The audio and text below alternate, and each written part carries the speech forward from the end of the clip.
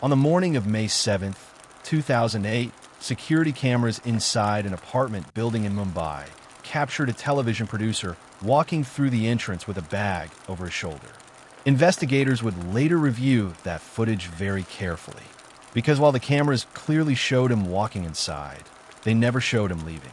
In early 2008, his path crossed with Maria Susaraj, an aspiring actress who had recently arrived in Mumbai from Bengaluru, carrying the same dream thousands of newcomers brought with them.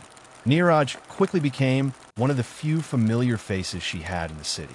With his network of industry contacts, he helped her assemble a portfolio and introduced her to cast and directors, spending long evenings guiding her through the confusing maze of auditions and opportunities. On the night of May 6th, 2008, Neeraj told his roommates he was heading to Maria's new apartment in the Neeraj Solitaire building in Malad. She had just moved in, and he had offered to help her get settled while they talked about a few auditions she was hoping to land. He grabbed his keys, picked up his bag, and stepped out into the thick Mumbai night. But by the following morning, something unusual had happened. The man who normally responded to messages almost instantly had gone completely silent. His phone went straight to voicemail. As the hours passed with no response, a quiet sense of worry began spreading through the people who knew him. Neeraj was busy, often overwhelmed with work, but disappearing without a word simply was not like him. Back in Kanpur, the silence was impossible to ignore. His parents and brother boarded the first flight they could find to Mumbai, hoping the situation was nothing more than a misunderstanding. Instead, their concern only deepened when they reached the Malad police station to file a missing person report. In a city of more than 20 million people, the officers had seen countless similar cases, and the initial response was cautious.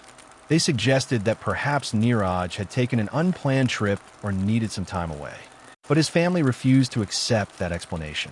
They pointed investigators toward the last known person to see him alive, Maria Susaraj. When detectives finally spoke with her, Maria appeared calm and cooperative. She explained that Neeraj had come by her apartment late that night, but the two had a small disagreement. According to her, he had left around 1:30 in the morning to meet other friends somewhere in the city.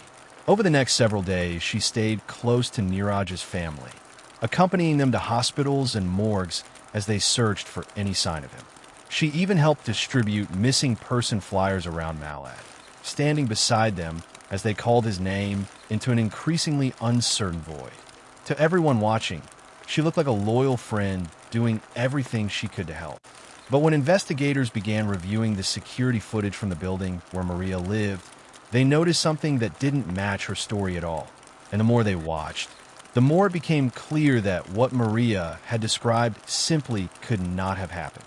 When investigators pulled the CCTV footage from the Neeraj Solitaire building for the night of May 6th, they expected a simple confirmation of what Maria Susaraj had already told them. According to her, Neeraj Grover had stopped by briefly and left around 1:30 in the morning.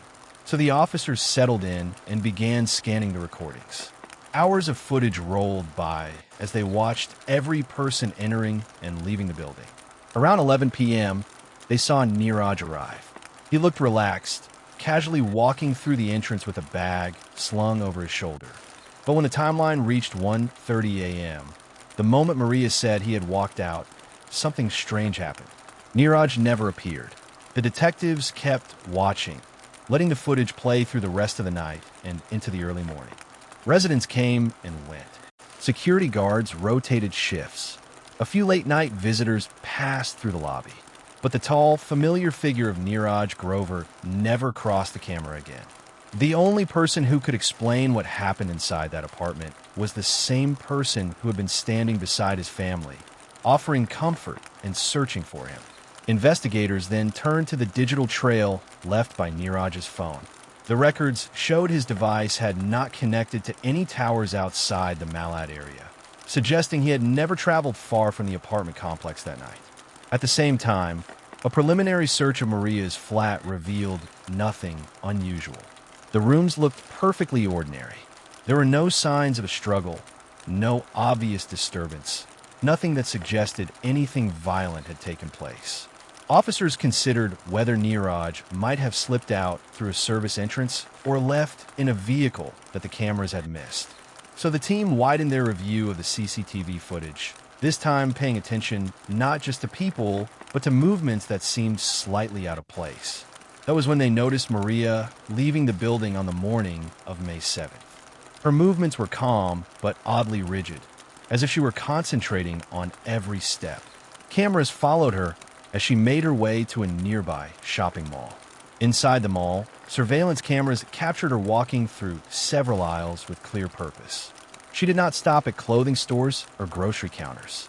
Instead, she picked up large bottles of concentrated cleaning fluid, rolls of heavy plastic garbage bags, several canisters of air freshener, and a large gym bag sturdy enough to carry significant weight. Records later showed the purchases had been made with cash. But what drew the investigators' attention most was her behavior on camera. Every few moments, Maria glanced toward the parking lot outside, as if she was waiting for someone to arrive. Investigators returned to the apartment of Maria Susaraj, but this time they arrived with a forensic team and powerful lights designed to expose details the eye normally misses. As they moved through the bedroom, one of the detectives paused near the wall. A small rectangular section looked slightly different from the rest, just a shade brighter, as if someone had recently covered it with a fresh layer of paint. When the detective leaned closer, a faint chemical smell lingered in the air. The bed frame was pulled away from the wall, and what they saw underneath immediately drew attention. The floor tiles beneath the bed looked unusually pale, scrubbed so aggressively that the surface had begun to wear down. The forensic team began spraying the room with luminol, a chemical used to reveal traces of biological evidence that cleaning products cannot fully remove. Within seconds, the bedroom reacted. Under the dimmed lights, faint patterns across the floor and walls began glowing with a soft blue shine. The reaction spread across the curtains, along the lower walls, and across large portions of the tile floor. It was clear that someone had spent a long time trying to wash the room clean, yet the evidence refused to disappear. But the discovery created a new problem. If Neeraj Grover had been seriously harmed in that room, then the most important question was obvious. Where had he gone? The detectives returned once again to the building's surveillance footage, this time focusing on the parking area and the entrances used by residents with vehicles. After carefully reviewing the recordings, they spotted something that had previously gone unnoticed. Cameras captured Maria moving toward a car with a large gym bag. But she was not alone. Standing beside her was a tall man whose movements were controlled and deliberate. His posture was rigid, almost disciplined, and he seemed to be directing the entire situation. The bag appeared heavy as the two of them loaded it into the vehicle. The man kept his face turned away from the cameras, making identification difficult, but his presence changed the entire direction of the investigation. Detectives began tracing the vehicle's path through traffic cameras and toll booth records across the outskirts of Mumbai. The trail eventually pointed away from the city's crowded streets and toward a quieter, heavily wooded area outside the urban sprawl near the manor forests. Who was the man who had appeared beside Maria that morning? And why had he suddenly entered the story at the exact moment Neeraj Grover disappeared? The investigation soon moved beyond the city. Detectives began tracing the route taken by the car scene, leaving the apartment complex. Toll booth records and traffic cameras pointed them north, away from Mumbai's crowded streets, and toward quieter stretches of highway. Eventually, officers drove into the wooded region near Manor, following the trail until the paved road gave way to narrow dirt tracks that wound deeper into the forest. Inside the police vehicle sat Maria Susaraj, now under custody. As the convoy pushed farther into the trees, she appeared increasingly uneasy. After several miles, she quietly directed the officers toward a small clearing hidden among thick vegetation. When the detectives stepped out of their vehicles, the air carried a sharp scent that immediately caught their attention. In the center of the clearing was a large, dark patch of ground where a powerful fire had clearly burned. The soil looked hardened from intense heat, and the nearby trees were lightly scorched. Forensic teams began examining the area carefully, combing through the ash and debris. They were not expecting to find anything intact. Instead, They searched patiently for small fragments that might reveal what had taken place there. Piece by piece, investigators collected what little remained in the charred clearing, documenting every discovery as daylight slowly faded through the forest canopy. Then, near the edge of the burned ground, one detective noticed something unusual partially buried in the dirt. He reached down and brushed away the ash, revealing a small metallic object that had somehow survived the fire. It was a locket, darkened by soot, but still recognizable. When the item was later shown to the family of Neeraj Grover, they immediately identified it as the one he wore every day. Investigators then shifted their attention to the phone records of Maria Susaraj, searching for anything unusual in the hours after Neeraj Grover had last been seen. What they found immediately stood out. Shortly after Neeraj disappeared, Maria had placed several urgent calls to a number registered in Kochi. That number belonged to Emil Jerome Matthew, a lieutenant in the Indian Navy. As detectives began reviewing his background, they learned he had built a reputation for strict discipline and intense loyalty to the people close to him.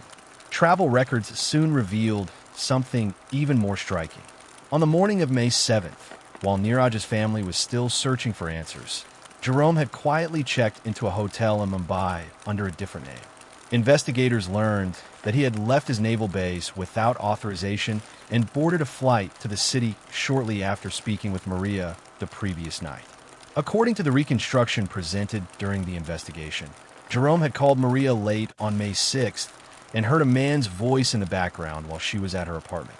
Without waiting to fully understand the situation, he immediately traveled across the country. By the morning of May 7th, he had arrived at the apartment in Malad and confronted a man he had never met before. After the confrontation, investigators later determined that Jerome and Maria worked together to remove the evidence from the apartment and transport it away from the city. Once that was done, Jerome returned to his naval duties, attempting to resume normal life while the disappearance of Neeraj Grover was only just beginning to draw attention. When the case finally reached court in 2011, the judges ruled that Emil Jerome Matthew had acted under sudden provocation. The charge was reduced to culpable homicide, and he was sentenced to 10 years in prison. Maria Susaraj, convicted of destroying evidence, was released after the time she had already spent in custody. And the man who walked into that apartment building on the night of May 6th was never seen leaving alive.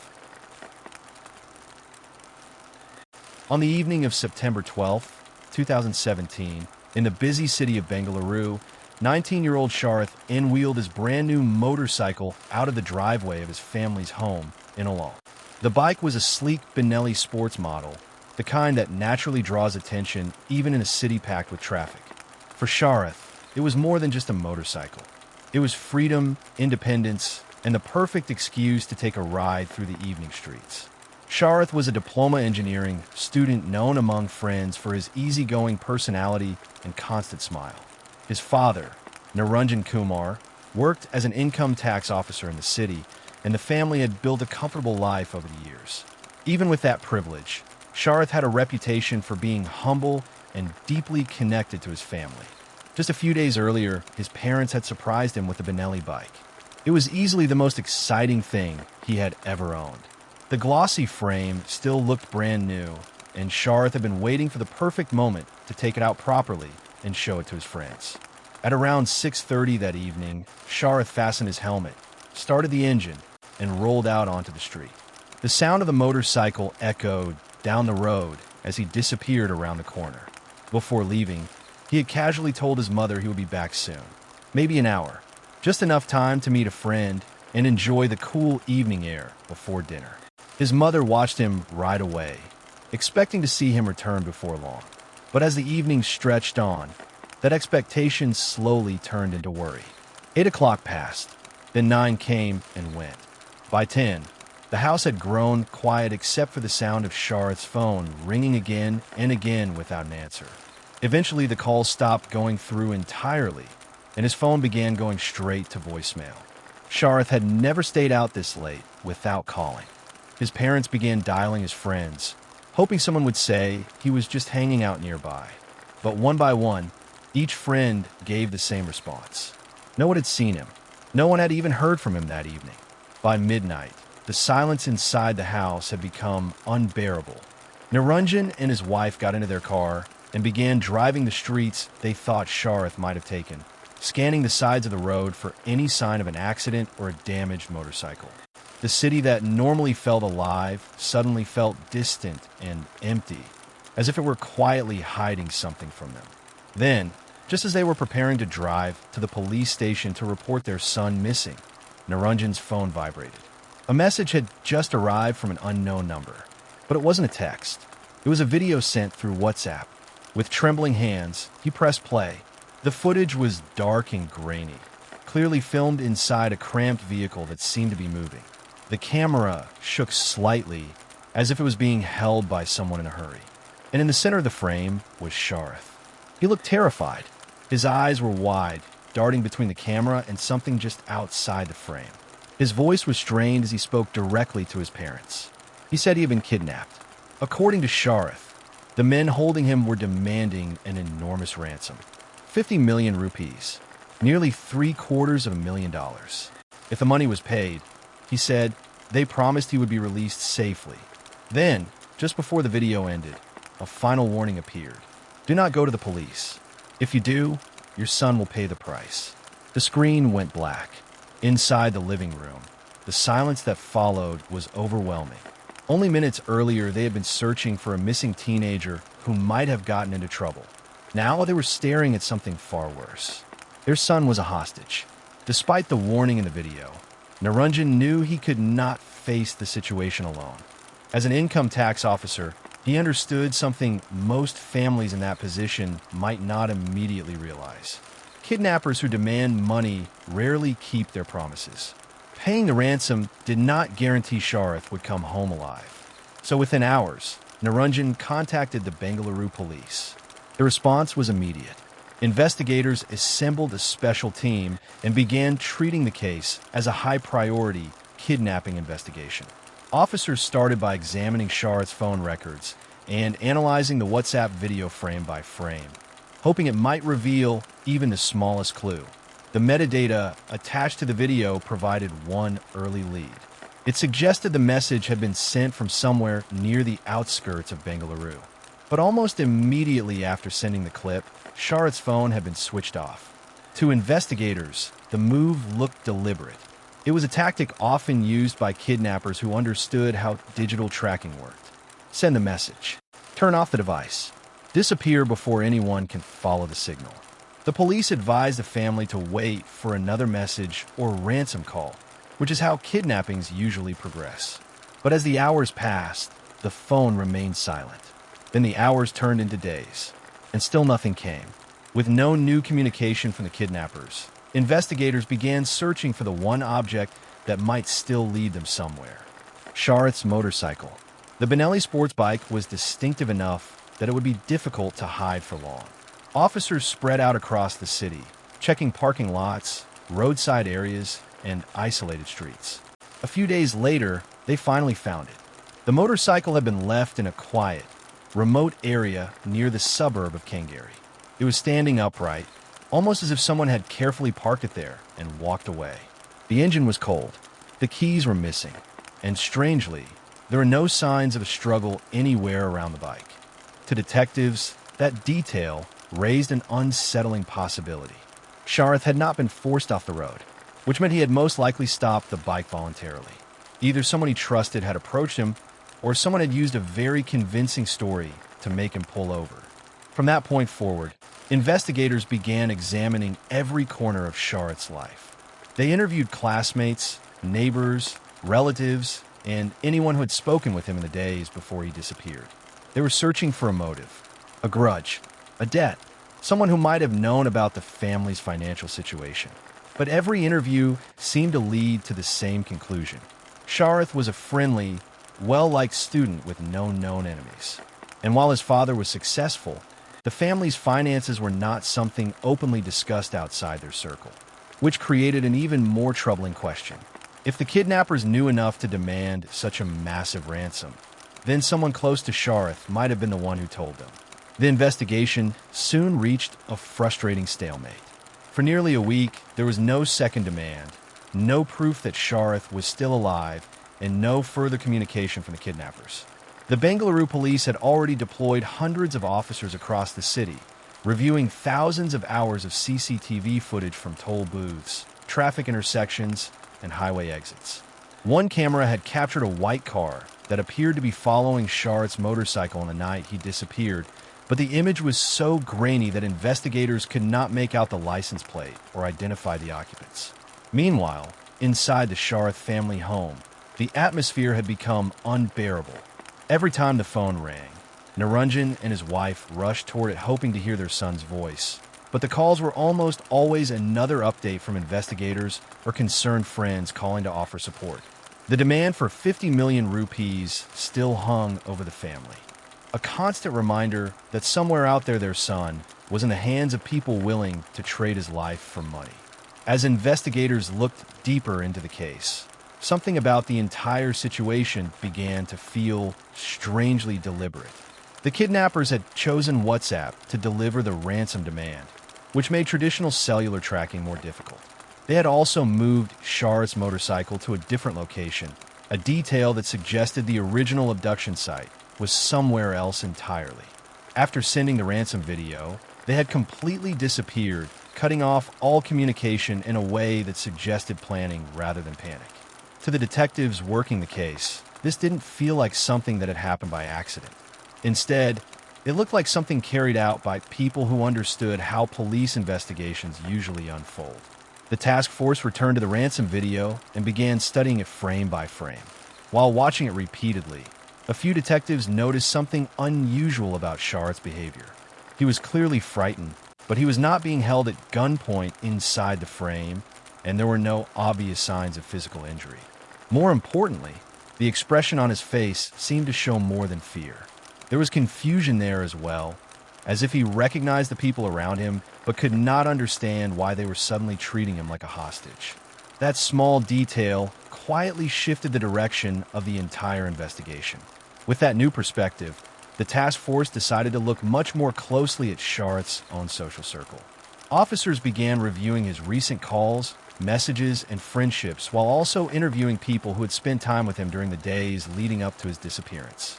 They paid particular attention to anyone who might have known about his new motorcycle or his family's financial situation.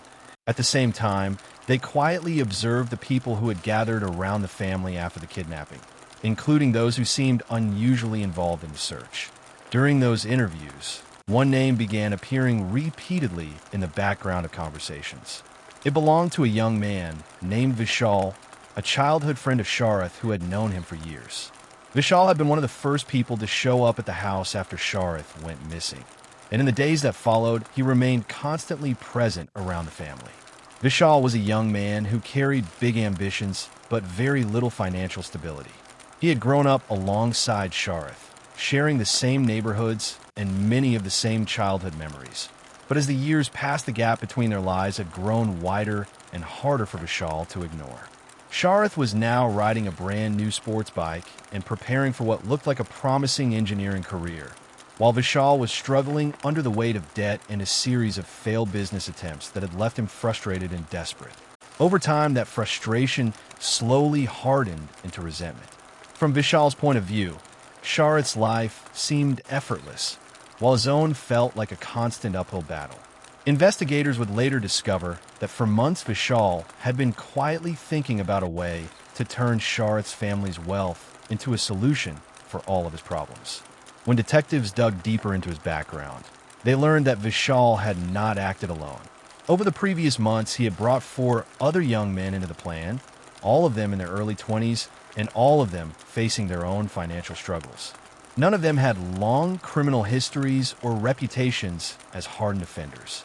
Instead, they were a group of inexperienced young men who believed they had come up with a clever plan that would allow them to make a fortune before anyone even realized what had happened. On the evening of September 12th, Vishal placed a casual phone call to Sharath and told him he wanted to see the new motorcycle everyone had been talking about. He suggested they meet at a quiet spot near Ullal where they could talk without the traffic and noise of the main road. For Sharath, the request sounded completely normal. Vishal was someone he had trusted for years, and the idea of showing his friend the bike didn't raise even the slightest concern. Without suspecting anything, Sharath rode out to the location Vishal had suggested. That was the moment the trap closed. According to investigators, the group was already waiting when Sharath arrived. Within moments, he was surrounded and forced into a waiting car, while one of the men took control of the Benelli motorcycle. That rider later drove the bike all the way to the remote area near Kangari, where it was eventually discovered abandoned, carefully placed there to make it look as if Sharath had simply vanished during a late-night ride. Meanwhile, the car carrying Sharath drove away from the area and headed toward a more secluded location where the group began putting the rest of their plan into motion. It was there that they filmed the ransom video that would later appear on Niranjan's phone. Investigators would later determine that Vishal was the one holding the camera while Sharath sat in front of it, frightened and confused, delivering the message his kidnappers instructed him to say. According to the reconstruction of events, Vishal repeatedly reassured him during the recording that everything would be fine if his father paid the money and that he would be released once the ransom was secured. But once the video had been sent and the reality of the situation began to settle in, the group's confidence quickly started to unravel. Inside the car and the hideout where they were keeping Sharath, the young men began realizing something they had not fully thought through before carrying out the plan. Sharath knew every one of them. He knew their names, their families, and exactly where they lived. Even if the ransom was paid successfully, there would always be the possibility that he could identify them later. The crime that had seemed so simple when they were discussing it suddenly began to look dangerously fragile. While Vishal continued visiting the family home and presenting himself as a concerned friend who wanted to help with the search, the other four men were left guarding Sharath and trying to figure out what to do next. And according to the timeline later reconstructed by police, it was during those tense first hours after the kidnapping that the group reached a decision that would permanently change the course of the case. Before sunrise had even arrived, they concluded that the ransom plan itself had become too dangerous to continue. And with that realization, they made the decision that Sharath could no longer be allowed to go home. On September 20th, 8 days after Sharath disappeared, the Bengaluru police finally moved in. Vishal and his 4 accomplices were arrested and taken into custody. For the people in the neighborhood, the moment felt surreal. The same young man who had been sitting quietly in the family's living room, offering comfort, drinking tea, and helping organize search efforts, was now being led away in handcuffs by police officers. To many of the neighbors, it simply didn't make sense. Vishal had grown up around Sharath. He had been part of the same social circles, the same childhood memories, the same group of friends. Yet as the interrogations began, investigators quickly uncovered the truth that had been hidden behind his calm and supportive presence. The plan had never been as controlled as it first appeared. According to statements later gathered during questioning, the group had already decided Sharath's fate on the very first night. Just hours after recording the ransom video and sending it to Niranjan's phone, panic began spreading among the kidnappers as they realized how easily they could be identified. Sharath knew them too well, and the longer he stayed alive, the greater the risk became. Faced with that reality, they chose to eliminate the one person who could expose everything. That same night, only a short time after the ransom message had been delivered, they strangled him. Once Sharath was dead, the group loaded his body into their vehicle and drove toward the outskirts of the city. Their destination was a remote quarry area near Mehrauli, a quiet stretch of land that was far removed from the busy streets of Bengaluru. There, near a lake, they dug a shallow grave and buried him, hoping the isolation of the area would hide what they had done. When the suspects finally led investigators to the location, the recovery operation that followed devastated everyone involved in the case. Sharath's body was carefully lifted from the ground, where it had been hidden for over a week. He was still wearing the same clothes he had left home in on the evening he went out to ride his new motorcycle. For his parents, the truth was unbearable. The ransom demand that had hung over their lives for days had never been real leverage at all. The people asking for 50 million rupees had already taken their son's life before the message was even delivered. The case then moved quickly through the courts. By the time the case reached court, the evidence against the group had already begun piling up. Police had the phone used to record and send the ransom video. Forensic traces recovered from the vehicle used during the abduction, and statements from the accomplices who eventually began blaming one another during the investigation. And as the investigation unfolded, it became increasingly clear exactly what had happened that night. Vishal, the childhood friend who had quietly orchestrated the plan, was ultimately convicted along with the others and sentenced to life in prison. For many people in Bengaluru, the most disturbing part of the case wasn't just the crime itself. Sharath had not been lured by strangers or hardened criminals operating from the shadows. He had answered a call from someone he trusted, someone he had known for years, and ridden out to meet him without a second thought. What started as a simple evening ride through the city ended somewhere Sharath never could have imagined, carried out by the very people he had trusted most. In the crowded temple courtyards of Bangalore, it was common to see people arriving with folded hands and heavy hearts. For many, these temples were not just places of worship. They were places where people came carrying their deepest fears, hoping the gods might offer some kind of answer. Between 1999 and 2007, a disturbing pattern slowly began to emerge across the city. Women were being found dead in small rented rooms and quiet ghost houses, far from the busy streets outside. There were no signs of violence, no forced entry, no visible injuries. To anyone who looked at the scene, it appeared as though these women had simply laid down to rest and never woken up. The victims all seemed to share something in common. Each one had been going through a difficult moment in life. Some were overwhelmed by growing debts. Others were dealing with serious illness in their families.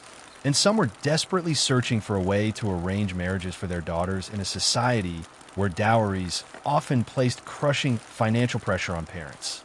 Inside those temple grounds, when someone was at their most vulnerable, a woman would sometimes approach them.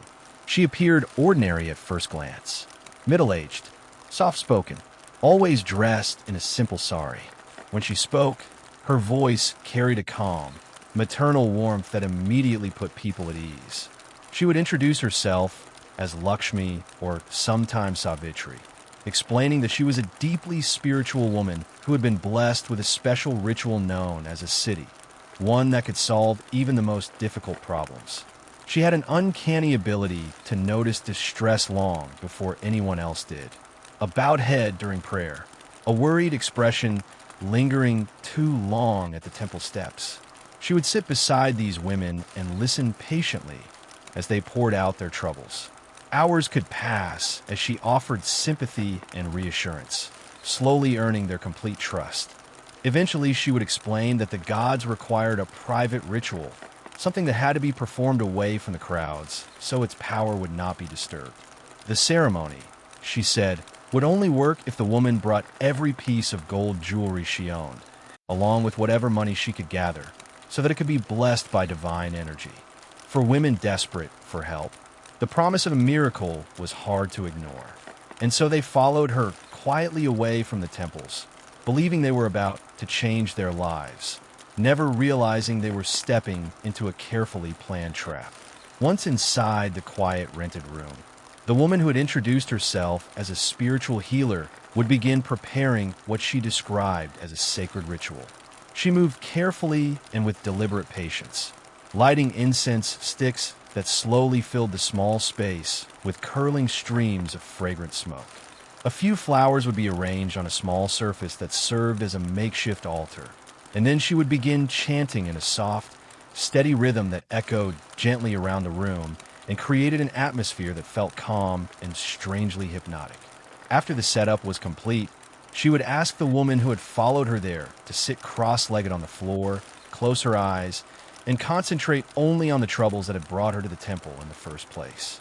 She would speak slowly and reassuringly, promising that if the ritual was performed with complete faith, the heavy burden the woman carried would soon be lifted. The final step, she explained, was the most important part of the ceremony. From a small container, she would present a piece of fruit or a drink that she described as prasadam, a sacred offering that she claimed had already been infused with divine energy from the deity they had prayed to prove absolute devotion. The woman had to consume the offering in one motion while keeping her eyes closed and her thoughts fixed on the blessing she hoped to receive. For a few quiet seconds after swallowing the offering, nothing in the room appeared unusual. The incense continued to burn, the chanting faded into silence, and the woman waiting for her miracle remained seated with her eyes shut. Then the calm would abruptly vanish as the poison began taking hold inside her body. Her breathing would suddenly grow strained and uneven, and her hands would instinctively rise toward her throat as panic replaced the calm she had felt only moments earlier. Within seconds, she would collapse to the floor, her body struggling desperately for air as the room that had seemed so peaceful just minutes before turned into the scene of a silent and terrifying fight for survival. And while this desperate struggle unfolded, the woman who had guided her through the ritual did absolutely nothing to help. The gentle healer who had spoken with warmth and sympathy at the temple simply stood nearby, watching in complete silence as the life slowly drained from the person she had promised to help. There was no attempt to call for assistance, no sign of alarm or hesitation, only a cold patience as she waited for the movement on the floor to finally stop and for the room to fall quiet again. Once that moment arrived, the comforting persona she had displayed earlier vanished instantly. Moving with calm efficiency, she began collecting anything of value the victim had brought with her. Gold earrings, necklaces, and bangles were removed one by one and gathered quickly, followed by whatever cash could be found in purses or bags. Before leaving, she carefully wiped down surfaces she had touched, making sure there would be little trace of her presence inside the room. Then she would step outside, lock the door from the outside as if nothing unusual had happened, and disappear back into the crowded streets of Bangalore, where the noise and movement of the city swallowed her without question. Sometimes the bodies were not discovered for days, and by the time anyone entered those rooms again, the woman who had brought the victims there had already vanished without a trace. For years, the deaths seemed isolated and strangely unexplained, each one appearing at first glance like a sudden and unfortunate natural collapse. But as the number of these quiet tragedies slowly began to rise across temple towns, one person in the city started noticing a pattern that others had overlooked. It was not a police officer or an investigator who first became suspicious, but a local jeweler who began recognizing something familiar about a particular customer who kept returning to his shop. The first real break in the case did not come from a crime scene or a forensic report, but from a small jewelry shop in the city of Bangalore. The owner of the shop had begun noticing something unusual about one of his customers. A middle-aged woman visited him regularly to sell gold ornaments that looked old and valuable, the kind of pieces that were usually passed down through family for generations. What troubled him was that the woman herself did not appear to come from wealth. Yet every few weeks, she returned with another collection of bangles, earrings, or necklaces that looked far too valuable to belong to someone living a modest life. The jeweler's suspicion eventually became strong enough that he decided to alert the police. Detectives quietly began monitoring the woman without drawing attention to themselves. Over time, they followed her movements through the city and eventually watched as she traveled to a temple in a nearby town. There, standing among the crowd of worshippers, she approached a woman who was clearly distressed, her shoulders shaking as she prayed alone. The detectives watched the interaction carefully as the stranger began speaking to her with gentle reassurance, the same calm confidence that had convinced so many victims before. Just as the conversation began to deepen, the detectives decided they had seen enough. They stepped forward through the crowd and quietly placed the woman under arrest. The person they had been watching was a 43-year-old named Kimpama. When investigators searched through her modest belongings, they discovered several small vials that looked completely ordinary at first glance. The containers were plain and unmarked, the kind that could easily be mistaken for medicine or herbal remedies. To be certain, the police sent the contents of the vials to a laboratory for analysis. When the results came back, The findings sent a wave of shock through the department. The substance inside was not anything sacred or medicinal. It was potassium cyanide, a chemical so deadly that even a small amount can quickly stop the body from using oxygen. The poison prevents the body from using oxygen, causing the victim to suffocate from the inside while leaving almost no visible marks. Suddenly, the mystery behind those strangely peaceful deaths began to make sense. As news of the arrest spread, the story quickly captured national attention. Reporters began referring to Kimpama by a name that would soon become infamous across the region. The media called her Cyanide Mallika, a title that reflected both the method she had used and the chilling scale of the crimes investigators were beginning to uncover. According to the evidence, she had used poison repeatedly over the years while moving between temples across the region, targeting women who were already vulnerable and searching desperately for help. The case shocked the public even further when authorities revealed that she was considered the first documented female serial killer in India.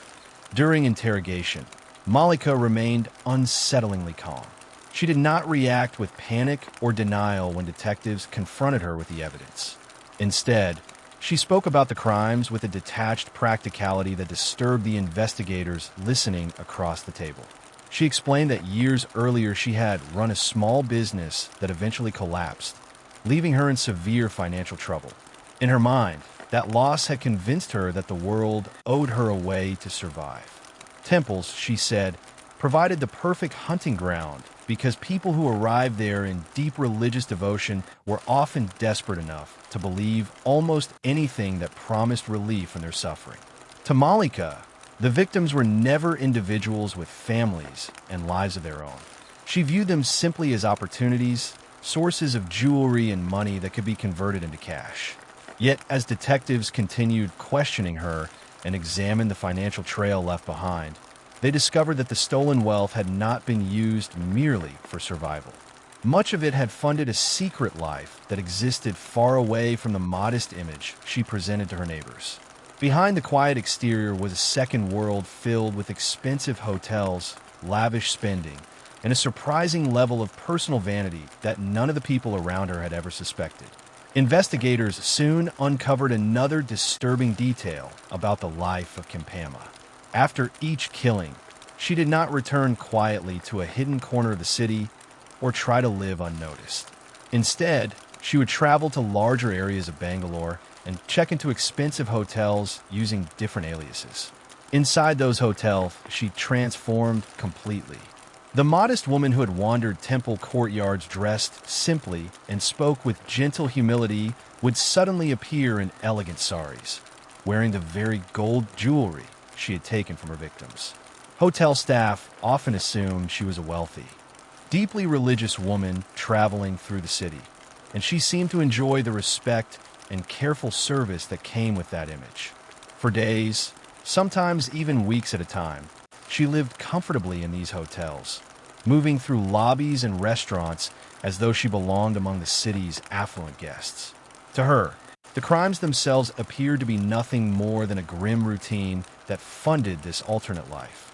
Once the money began to run low, she would quietly check out of the hotel, leave the polished hallways behind, and return once again to the temple grounds where another vulnerable stranger might be waiting, unknowingly stepping into the same carefully rehearsed ritual that had already ended so many lives. Even after her arrest, the true scale of her crimes proved difficult for investigators to determine. Authorities formally charged her with 6 murders, but many detectives believe the number could be far higher. Over nearly a decade, she had moved between towns across the state of Karnataka, targeting women who had traveled away from their homes to pray for solutions to deeply personal struggles.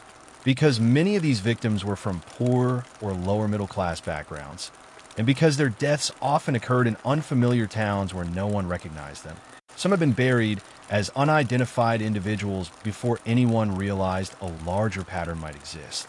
Mallika had relied on that anonymity, understanding that migrant communities and distant jurisdictions rarely shared information quickly enough to connect scattered tragedies into a single investigation.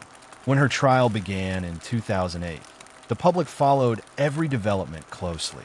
The contrast between her appearance and the crimes she was accused of committing created a powerful sense of disbelief. In the courtroom, she looked like an ordinary middle-aged woman, someone who might easily blend into any neighborhood without attracting attention. Yet the evidence presented described a series of calculated betrayals carried out with patience and cold precision. Throughout the proceedings, she showed little visible emotion, often sitting quietly as families described the people they had lost. At times, she even dismissed the victims themselves, suggesting they had been foolish to place their trust in a stranger. The statements shocked many people listening in the courtroom and reinforced just how carefully she had exploited moments of desperation and faith. The case forced communities across the region to rethink how easily trust could be manipulated in sacred spaces where people traditionally felt safe seeking comfort. By the time the trial moved toward its conclusion, the public had begun asking a difficult question that lingered over the entire case. After years of quiet deception and so many lives lost, it was unclear whether any verdict could truly feel like justice for what had happened.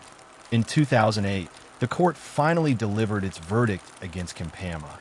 The judge described the crimes as falling into the rarest of rare category, noting how deliberately she had preyed on women who had come to temples seeking comfort and guidance.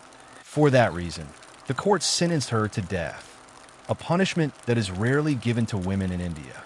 The decision immediately drew national attention, both because of the severity of the sentence and the disturbing pattern of deception that had led so many victims into her hands. However, the legal process did not end there. During the appeals that followed, the death sentence was later commuted to life imprisonment.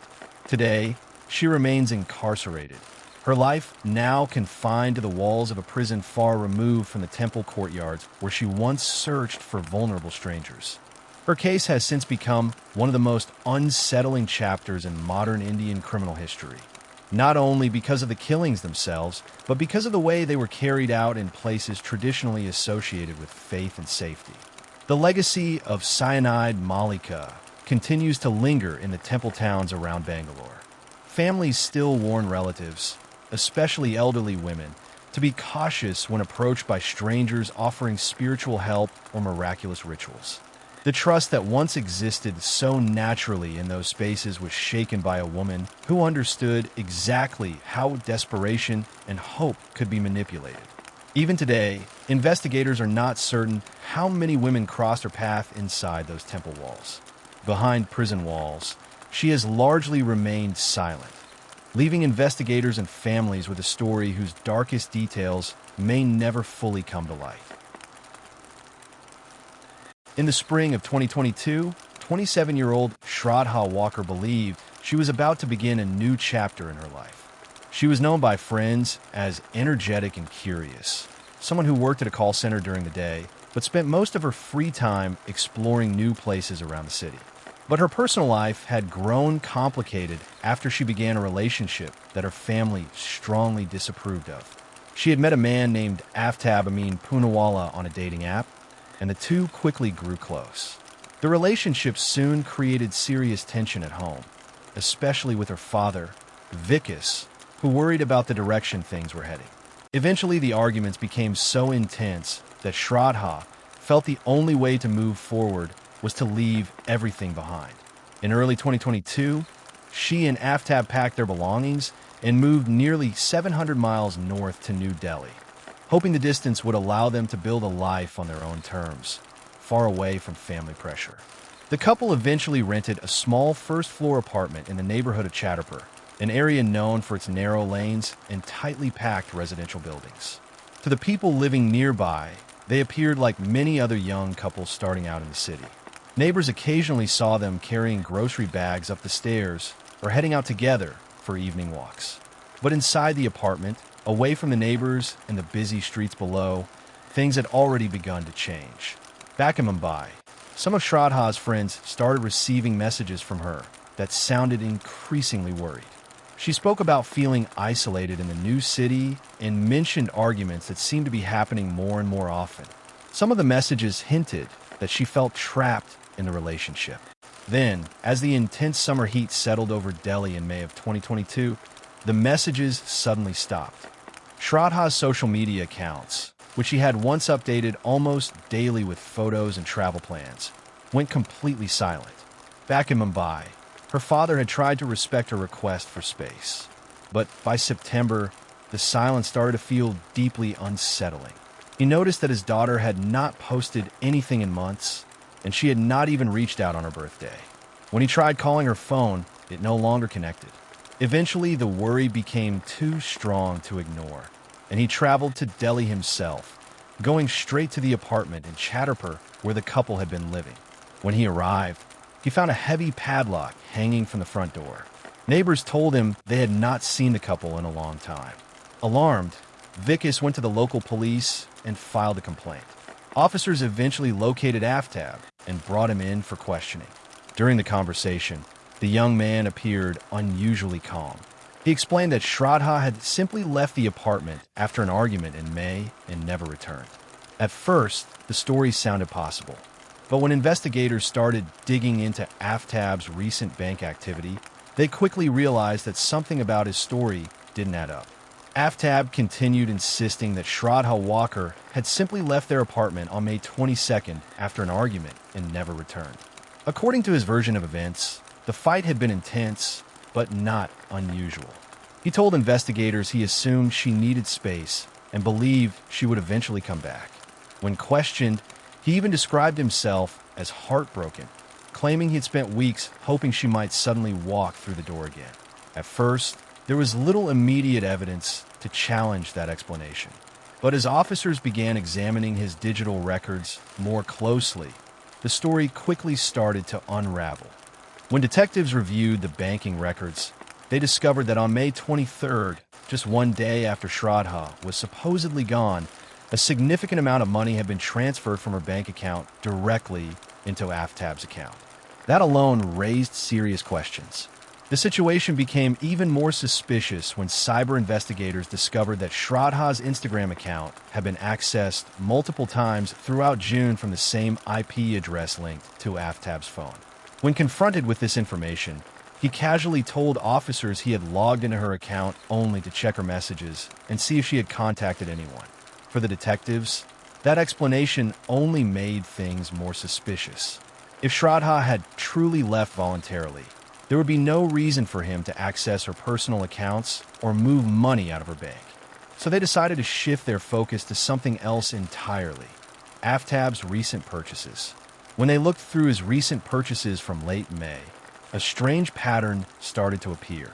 Just 2 days after Shraddha had supposedly walked out of the apartment, Aftab visited a local appliance store and purchased a brand new refrigerator with a capacity of nearly 300 liters. Instead of using a card or financing plan, he paid the entire amount in cash.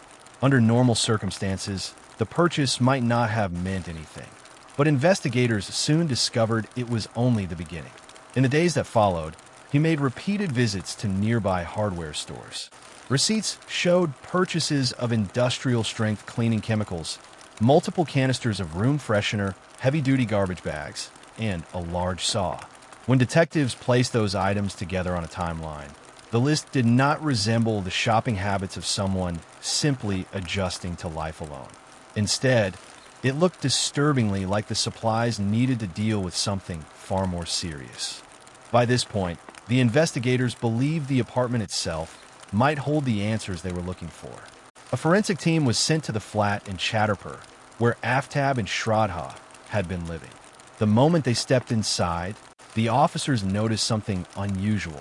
The air inside the apartment was filled with the sharp scent of chemical cleaners, far stronger than what would normally be used during routine housekeeping.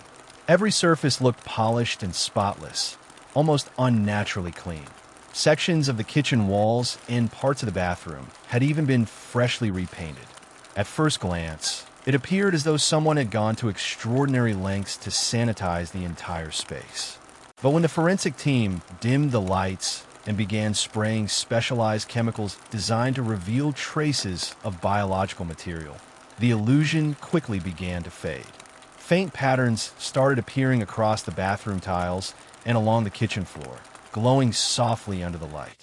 The marks suggested that something had been aggressively scrubbed away, yet the underlying traces remained. While investigators were still processing the apartment, another detail began to surface from people living nearby. One neighbor quietly approached an officer and shared something that had seemed strange at the time, but had never felt important enough to report. According to the neighbor, during several weeks in June, Aftab had developed a routine that stood out in the otherwise quiet residential building. Almost every night, at around 2 in the morning, he would leave the apartment carrying small plastic bags that looked unusually heavy. Then, just before dawn, he would quietly return. Under the growing weight of the forensic evidence, the calm exterior of Aftab Amin Poonawalla finally began to crack. Inside the interrogation room, the story he had repeated for weeks slowly started to change. Piece by piece, he began describing a night in mid-May that had started with another argument inside the apartment in Chatterpur. According to his account, the disagreement escalated into a violent confrontation, and during the struggle, he strangled Shraddha Walkar. But what he said next made the room go completely quiet. Instead of panicking after realizing what had happened, Aftab said he began thinking about how to remove the body from a densely populated neighborhood without attracting attention. The apartment building was surrounded by other residences, and the narrow lanes outside were busy even late at night. Moving a body through those streets, he believed, would almost certainly be noticed. Drawing on experience he had from working in restaurant kitchens, he decided on a method that he believed would allow him to move the remains gradually without raising suspicion. Over the next 2 days, he carried out a methodical process inside the apartment, dividing the body into dozens of separate pieces. Investigators later determined that the number was 35. The large refrigerator he had purchased days earlier suddenly made sense. According to his statement, he stored the pieces inside the freezer compartment, believing the cold temperature would slow decomposition and prevent any smell from spreading through the apartment. For the next 18 days, he continued living inside that same flat while carrying on what appeared to be an ordinary routine. He went to work, ordered food deliveries, and spoke casually with neighbors in the building. But after midnight, when the neighborhood had fallen quiet, he would begin another routine. Taking 1 or 2 pieces at a time, he placed them into plastic bags before leaving the apartment and walking into the darkness. His destination, he told investigators, was the wooded area of the Mehrauli forest, a stretch of land not far from the apartment complex. The forest was thick with undergrowth and known for its population of stray animals. He believed that if he scattered the remains there, they would disappear quickly and leave behind no clear evidence of what had happened. As he continued speaking, detectives noticed how strangely calm he sounded. His explanations were almost technical, as though he were outlining a series of logistical decisions rather than recounting the aftermath of a violent crime. Soon after the statement, investigators escorted him into the Mehrauli forest to begin the difficult task of searching the area he had described. Teams spread out through the dense brush, carefully examining the ground and the scattered patches of soil. And as the search progressed, they began realizing that despite the effort he had made to erase every trace, the forest had quietly preserved pieces of the truth he believed had disappeared forever.